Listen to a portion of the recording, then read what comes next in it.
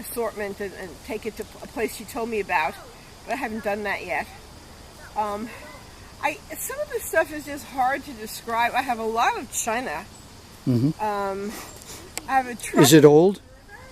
Well, it's from my childhood. Some of it. Well, there's antique stuff which is old, which is probably of some value. I have a truckload of bric-a-brac.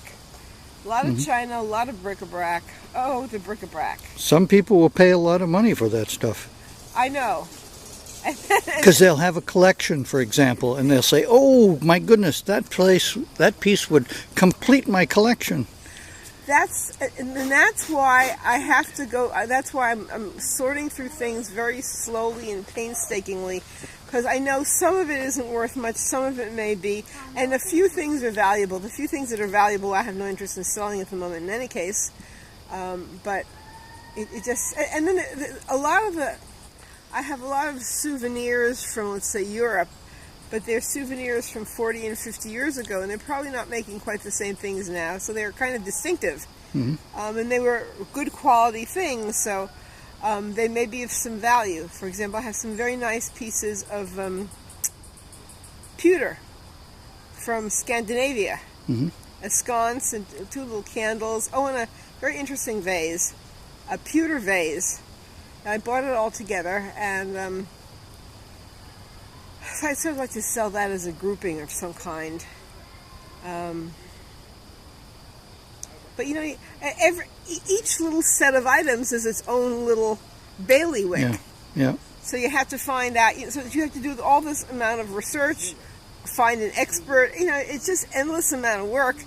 So today, the last couple of days, I was doing the easy stuff. I was just sorting through papers I didn't need, and got rid of bags of that. So at least I'm getting something done.